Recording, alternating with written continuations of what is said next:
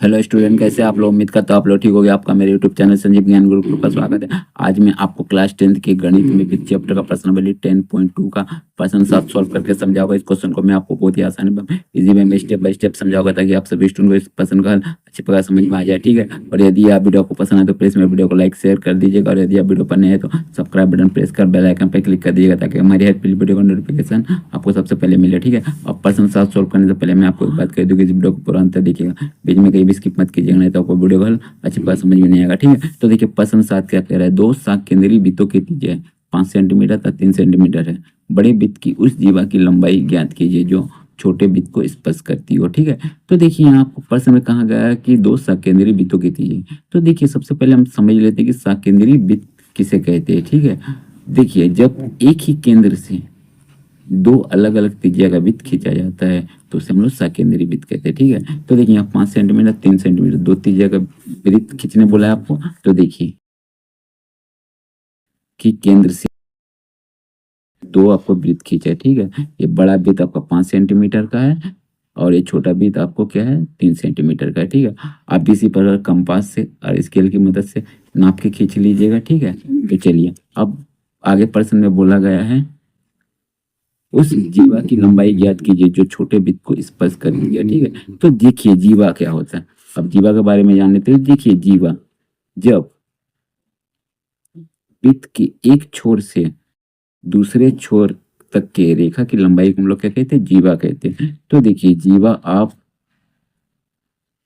इधर भी खींच सकते हो, इधर भी खींच सकते हो, इधर भी खींच सकते हो, लेकिन हमें प्रश्न में बोला गया है जीवा की लंबाई ज्ञात कीजिए जो छोटे वृत्त को स्पर्श करती हो। मैंने आपको ये जो छोटा वृत्त है, छोटा वृत्त है, ये देखिए इसे स्पर्श करते हुए जीवा जाए। ठीक है, तो चलिए हम लोग जीवा खींच देते इसको स्पर्श करते हुए।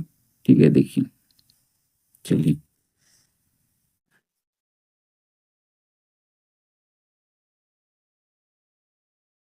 ठीक है खींच दिया मैंने जीवा। इसका नाम दे देते हैं आपका ए और इसका बी। ठीक है, और इसमें जो स्पर्श बिंदु उसका नाम दे देते पी। ये आपका केंद्र है, इसका नाम दे देते ओ। ठीक है, चलिए अब क्या कहते हैं केंद्र से पी को मिला लेते हैं। तो चलिए मिला लेते हैं।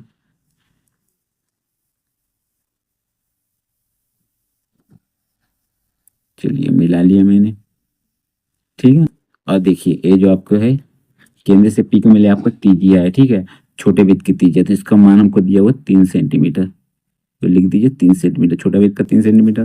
तो ठीक है, अब बोला गया है एक 5 सेंटीमीटर का बड़ा वृत्त का त्रिज्या। तो देखिए केंद्र से परिधि तक की बड़े वृत्त का जो परिधि यहाँ है इतना तक की दूरी दूरी को हम लोग क्या कहते हैं, त्रिज्या कहते हैं। ठीक है, तो हम लोग त्रिज्या यहाँ भी खींच सकते हैं, यहाँ भी खींच सकते हैं, यहाँ भी खींच सकते हैं, यहाँ भी खींच सकते हैं, लेकिन हम लोग त्रिज्या खींचेगी आपको जो जीवा का जो स्पर्श बिंदु वहां खींचेगी। ठीक है, चलिए खींच लेते हैं।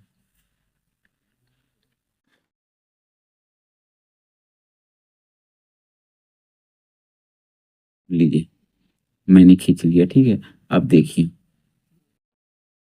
ये हो जाएगा आपको 5 सेंटीमीटर, लिख दीजिए 5 सेंटीमीटर।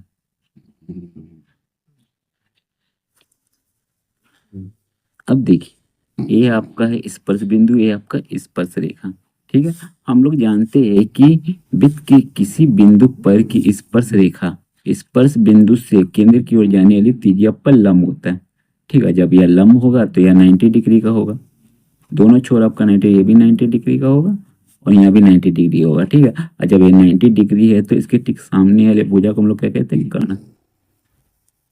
ठीक है, कर्ण। और यहाँ कोण तो आपको दिया नहीं है, तो ये लंब हो सकता है, ये आधार हो सकता है, या ये लंब हो सकता है, या आधार हो सकता है। आप किसी को भी कुछ भी मान सकते हैं, तो हम इसे लंब मान लेते हैं और इस भुजा को ले लेते हैं आधार। ठीक है, चलिए अब देखिए हमें लंब दे दिया गया है, कर्ण दे दिएगा, आधार मालूम नहीं है। तो पहले हम लोग आधार निकाल लेंगे, लेकिन हमें आधार नहीं निकालना है। इस प्रश्न में हमें बोला गया जीवा की लंबाई। देखिए जीवा की लंबाई, तो जीवा आपका यहाँ से यहाँ तक दिया हुआ है, यहाँ से यहाँ तक जीवा। ठीक है, इसी का मान निकालना है। तो देखिए जो वृत्त का जो आपका जीवा होता है वो क्या करते हैं, जीवा को दो बराबर भागों में बांटता है। तो अगर यहाँ से यहाँ तक कि आपको लंबाई ज्ञात हो जाएगा, उसको 2 से गुना कर दीजिएगा तो आपको पूरा ज्ञात हो जाएगा, मैंने जीवा की लंबाई ए बी। ठीक है, तो चलिए पहले हम लोग लिख लेते जो जो दिया हुआ है। ठीक है, तो लिखते हल, लिखिएगा, दिया है, दिया है, दो सकेंद्री वृत्तों की त्रिज्याएं, दो सकेंद्रीय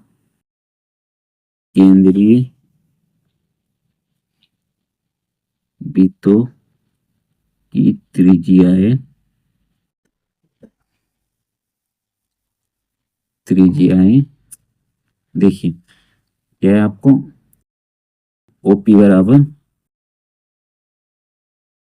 3 सेंटीमीटर और ओ ए बराबर, ओ ए बराबर 5 सेंटीमीटर है। ठीक है, अब देखिए, देखिए ये जो आपको जीवा है, जीवा को क्या कर रहा है, आपको वृत्त का जो त्रिज्या है 2 बराबर भागों में बांट रहा है। मतलब आपका जीवा पर जो त्रिज्या है लंब होता है, तो लंब होता है तो आपका क्या हो जाएगा, कोण ओ पी ए क्या हो जाएगा, 90 डिग्री होगा। बस इसे लिखिए, चलिए लिखिएगा, चूंकि चूंकि ओ पी लंब किस पे, ओ पी लंब ए बी पर, ए बी पर, इसीलिए आपका हो जाएगा कोण O P A, P A बराबर 90 डिग्री। ठीक है, तो हमको एक त्रिभुज मिला एक ठो, ओ त्रिभुज ओ पी ए। ठीक है, समकोण भी है क्योंकि 90 डिग्री है, तो लिखिएगा समकोण त्रिभुज, समकोण त्रिभुज ओ पी ए में। ठीक है, तो हम लोग इसमें आधार का मान कैसे निकालेंगे, पाइथागोरस प्रमेय का फॉर्मूला का यूज करके। ठीक है, क्योंकि समकोण त्रिभुज में पाइथागोरस प्रमेय का यूज होता है। ठीक है, तो लिखिएगा पाइथागोरस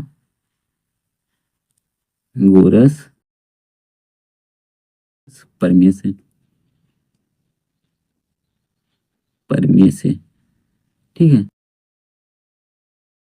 देखिए पाइथागोरस प्रमेय का फॉर्मूला क्या होता है आपका कर्ण का स्क्वायर, कर्ण का स्क्वायर बराबर लंब का स्क्वायर जोड़ आधार का स्क्वायर, आधार का स्क्वायर। ठीक है, तो लंब देखिए, लंब आप क्या क्या है, लंब आपका ओपी भुजा को माने थे, ओपी का स्क्वायर, नहीं ओपी नहीं, कर्ण आपका ओ ए है, ओ ए लिखिए, कर्ण हमको लेना है ना, कर्ण लंब हम लोग माने थे ओपी, तो ओपी का स्क्वायर ले लिए, और आधार क्या है ए बी, ए बी का स्क्वायर। ठीक है, ओपी का मान कितना है, ओ ए का मान, सॉरी ओ ए का मान 5 सेंटीमीटर लिखिए, 5 का स्क्वायर, ओपी क्या है, ओपी 3 सेंटीमीटर लिख दिए, 3 का स्क्वायर, ए बी कितना है देखिए, ए बी नहीं मालूम है तो ए बी को लिख दीजिए, ए बी बराबर स्क्वायर लिख दिए, ए बी का स्क्वायर जो दिया हुआ। ठीक है, चलिए 5 का स्क्वायर होता है 5 पच्चीस 25, 3 का स्क्वायर 9, और ए बी स्क्वायर को ऐसे लिख दी। ठीक है, अब देखिए 9 को संख्या पर भेज दीजिए, संख्या को संख्या पर, तो लिखिए 25 माइनस, प्लस में बराबर किधर इधर जाएगा माइनस में, और ए बी के स्क्वायर को लिख दीजिए। ठीक है, घटाइएगा तो आपका आ जाएगा, आपका 16 आ जाएगा। ठीक है, 25 से 9 घटने से, और ए बी स्क्वायर को लिख दीजिए। ठीक है, जैसे ही यहाँ से स्क्वायर हटेगा इधर रूट चढ़ जाएगा। ठीक है, तो 16 में रूट चढ़ा दीजिए और बराबर ए बी को लिख दीजिए। ठीक है, चलिए अब क्या करें, पलट देते, पहले ए बी लिख देते हैं और फिर रूट 16 को लिख देते हैं, तो ए बी बराबर हो जाएगा, देखिए 16 का लिए आप लिख सकते हो 4 गुना 4, 4 गुना 4, 4 4 चौके 16 होता है, तो 2 4 मिलके एक बार निकाल लीजिए रूट से 4। ठीक है, इतना आपका हो जाएगा सेंटीमीटर आधार। ठीक है, चलिए यहाँ आप एरो दे सकते हो, सब जगह एरो दे दीजिए। ठीक है,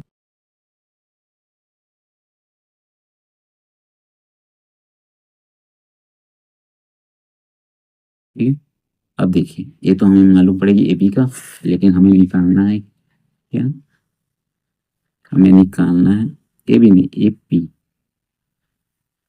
एपी है, ठीक है, एपी चल रहा है, एपी का, ठीक है, एपी का मान मालूम पड़ी है, एपी, ठीक है, ठीक है, हमें निकालना है ए बी, तो लिख दीजिए, इसीलिए वृत्त की जीवा, वृत्त की जीवा की लंबाई, लंबाई बराबर हो जाएगा ए पी गुना 2, ठीक है, मतलब आप इसको